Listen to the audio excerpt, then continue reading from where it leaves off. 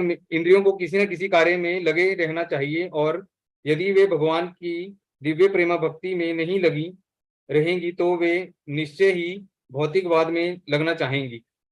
इस भौतिक जगत में हर एक प्राणी इंद्रिय विषयों के अधीन है, यहाँ तक कि ब्रह्मा तथा शिवजी भी। तो स्वर्ग के अन्य देवताओं के विषय में क्या कहा जा सकता है? इस संसार के जंजाल में से निकलने का एकमात्र उपाय है कृष्ण भावना भावित होना।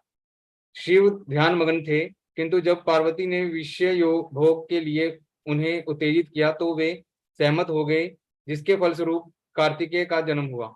इसी प्रकार तरुण भगवत भक्त हरिदास ठाकुर को माया देवी के अवतार ने मोहित करने का प्रयास किया, किंतु विशुद्ध कृष्ण भक्ति के कारण वे इस कसौटी में खरे उतरे। जैसे कि यामानुचार्य के उपर्युक्त श्लोक में बताया जा चुका है, भगवान का एकनिष्ठ भक्त भगवान की संगति के आध्यात्मिक सुख का आस्वादन करने के कारण समस्त भौतिक इंद्रिय सुख को त्याग देता है। अतः जो कृष्ण भावना भावित नहीं है, वह कृत्रिम दमन के द्वारा अपनी इंद्रियों को वश में करने में कितना ही शक्तिशाली क्यों ना हो, अंत में अवश्य असफल होगा, क्योंकि विषय सुख का रंच मात्र विचार भी उसे इंद्रिय तृप्ति के लिए उत्तेजित कर देगा।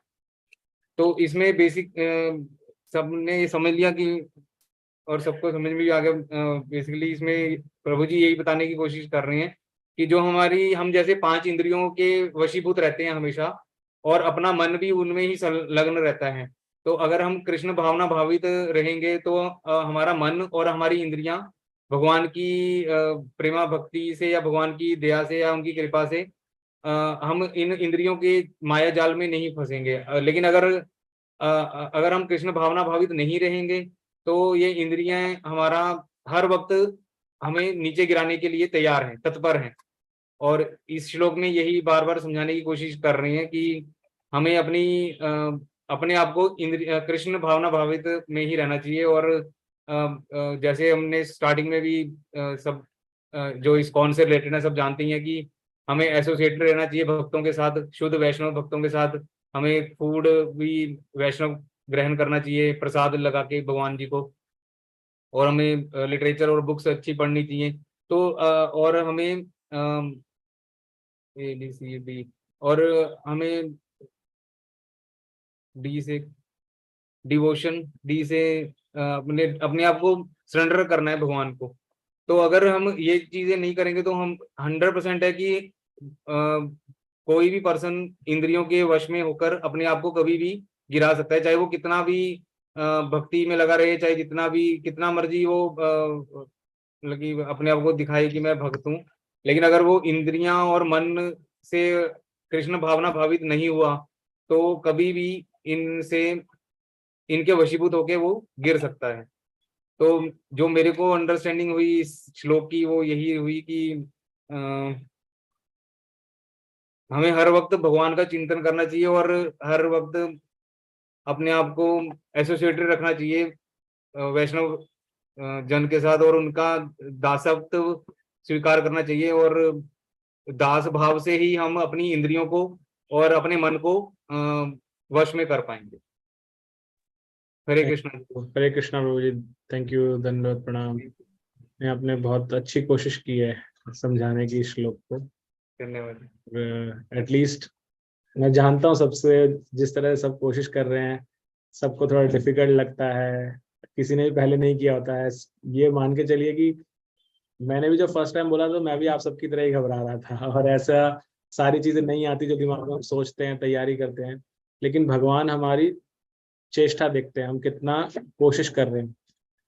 और जब जब भी आपने जो जो एटलीस्ट अब तक बोल चुके हैं उनको भी पता चल रहा होगा कि जब हम सुनते हैं और जब बोलना होता है तो हमारी अंडरस्टैंडिंग बोलते वक्त बहुत ज़्यादा बढ़ जाती है, क्योंकि हमें उसको बताना जो पड़ा है वर्सेस सिर्फ सुनते रहना में और 1-2 पॉइंट बोलने में बहुत फर्क आ जाता है।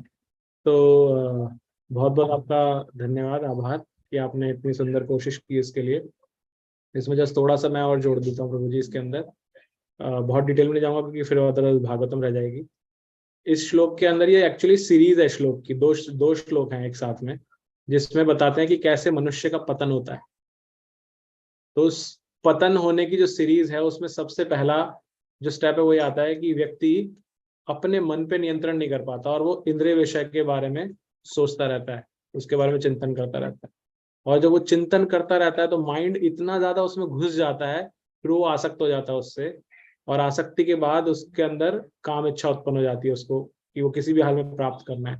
और जब वो प्राप्त नहीं होता तो वो क्रोध में कन्वर्ट होता है। ये हमारे साथ किसी भी चीज में, साधारण बच्चों के साथ तो बहुत होता है, क्योंकि उनका मन बिल्कुल नियंत्रित नहीं होता।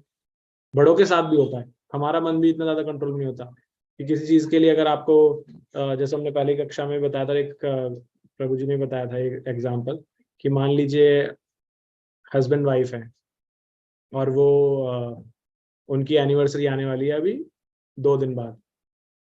तो पत्नी बहुत ज्यादा सोचती है उसके बारे में, चिंतन करती है। ऐसा पति भी कर सकता है, कोई भी दोनों में से एक चिंतन करता है बहुत ज्यादा उसके बारे में कि हमारी सैलरी आएगी और हम यहाँ जाएंगे, ये करेंगे। और वो जब चिंतन करती है तो उसकी आसक्ति बढ़ती जाती है और फिर वो नेट पे सर्च करना शुरू कर देती है, कहाँ कहाँ जा सकते हैं, कौन सी अच्छी जगह है, क्या कर सकते हैं। फिर वो जब, क्योंकि माइंड उसमें ड्वेल कर रहा है पूरा टाइम, उसी के बारे में चिंतन कर रहा है, उसके बारे में आसक्ति बढ़ती जा रही है, तो वो काम भावना में उत्पन्न हो जाती है कि मुझे किसी भी हाल में जाना ही है, कैसे भी करके। लेकिन जब वो उसके बाद अपनी उस इच्छा को पति के साथ बताती है, उसको ऑफिस का कार्य है या किसी और वजह से नहीं जा पा रहा है या वो भूल गया किसी भी कारण से, तो जो ये पूरी कंस्ट्रक्शन हुई वो काम जब पूर्ण नहीं होता तो वो क्रोध में कन्वर्ट हो जाता है, तो गुस्सा आ जाता है। सिमिलरली हस्बैंड के साथ भी कोई चीज वो सोच के रखता है, ऐसा करना है, ये करना है, वो करना है, और उस पर चिंतन करते करते कि घूमने जाना है, कहीं हॉलीडेज पे जाना है, लेकिन दूसरे पार्टनर का सहयोग नहीं मिल पाता, या किसी भी परिस्थिति के अंदर। कहने का क्या तात्पर्य है कि ये जो सीरीज है ये ऐसे जाती है, और काम जो क्रोध में कन्वर्ट हो जाता है उसके बाद की आगे, जब वो हमारा पतन किस तरह से होता है उसके बाद में, वो आगे की जो नेक्स्ट श्लोक पढ़ेंगे उसमें और आगे हमें सीरीज समझ में आएगी। कीपिंग इट शॉर्ट, ताकि हम भागवतम का टाइम ना लें यहाँ पर, बट आप इसको पढ़ेंगे। और मैं ग्रुप में जो हम चक्रवर्ती प्रभु के श्लोक डालते हैं, जो 5-10 मिनट का श्लोक होता है पर श्लोक, उसको भी अगर आप सुनेंगे तो आपको पूरा सीरीज समझ में आएगा बहुत अच्छे से इसके बारे में। ठीक है, ओके।